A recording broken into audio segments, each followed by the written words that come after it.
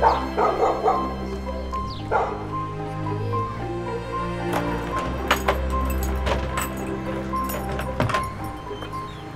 votre droite, là-bas, il y a l'alphabet arménien. Le couple royal qui est devant le mont Ararat, là. Là, on est juste à la frontière de la Turquie. On est en Arménie et derrière le mur, c'est la Turquie. C'est la partie des terres que les Turcs ont envahies, qu'ils ont gardées pour eux, quoi. Et derrière, il y a le mont Ararat.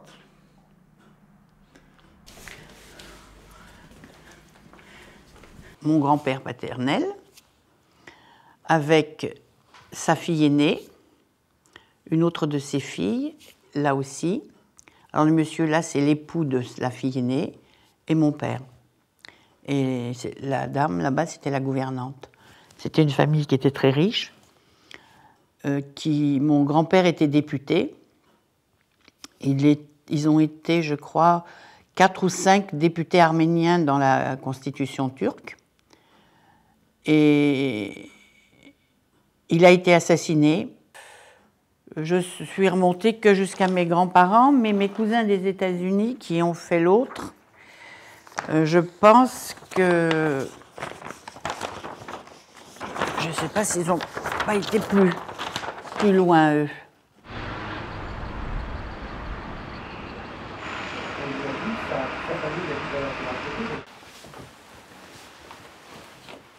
Vous l'avez prise où, la photo? Vous vous souvenez? Oui, j'ai appris le boulevard Massantan à Paris, Paris 18e. Je crois qu'il y en a une photo. Une photo? C'est moi en tant que jeune fille. C'est tout? Oui, parce qu'on déjà parti de forêt.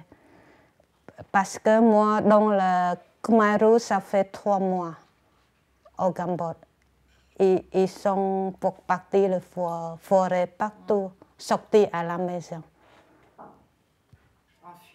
Oui, comme ça.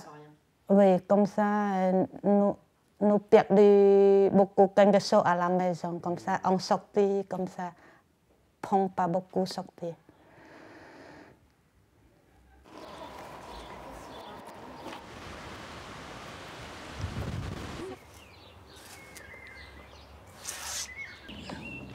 Et mon papa était là. D'accord. Ça, c'est les saisonniers là, qui venaient faire les betteraves. Je pense quand même que ce sont des peuples qui sont très proches l'un de l'autre, qu'il n'y avait pas grand-chose comme différence. Hein.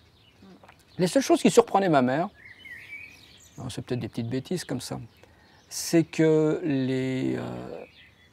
elle trouvait ça toujours un peu drôle. C'est-à-dire que mon père avait le dimanche, il avait un costume. Il avait un costume. Et les Français, le dimanche, il avait un bleu tout propre, bien repassé, qu'il allait mettre toute la semaine. Son bleu, ou sa chemise, son pantalon qu'il allait avoir la semaine, c'était celui qu'il avait le propre et bien repassé le dimanche. Et ça avait surpris toujours ma mère, elle ne comprenait pas. Nous, on ne voit pas l'utilité. Alors, on achète à la rigueur, on avait acheté un joli derbouka, mais personnellement, on n'a pas ce réflexe-là de garder en souvenir des objets de notre pays. Parce que c'est l'idée de, comment dire, tout ce qui est algérien, c'est en Algérie.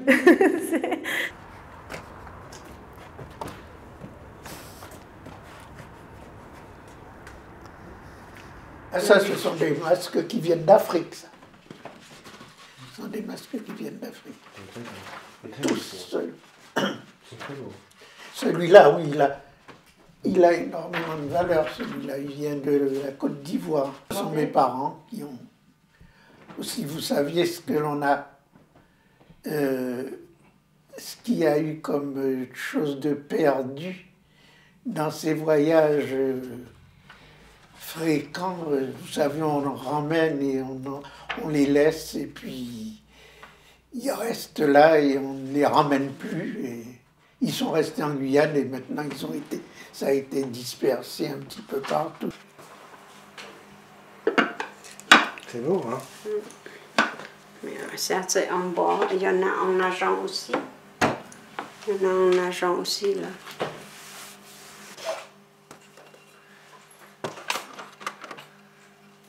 Ça, c'est nous qui l'a fait, mais c'est Bouddha d'encore, c'est parce qu'il y a les sculptures d'encore tout autour.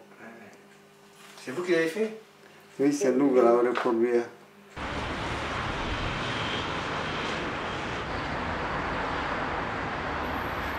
C'est le savoir, quoi, c'est le livre. C'est là que. C'est votre intimité. C'est mon intimité, c'est là que c'est grâce à ça qu'un chauffeur de bus, c'est quand même pas dans la société, c'est pas quand même quelqu'un qui est hiérarchiquement, qui est un chauffeur de bus, peut arriver à côtoyer des gens, j'ai côtoyé des gens très importants dans d'autres domaines, grâce au livre. Les grands griots de Paris, tous les griots qui avaient des cannes ici, c'est notre tradition, c'est notre culture. Même si on parlait devant des chefs d'État, on est avec les sacs. La petite boîte là, ça c'est les tinis. Ça donne des tinis avec de gras boubous, les tinis différencent les griots avec les autres. Quand il voit ça, il sait très bien que alors ça c'est les griots.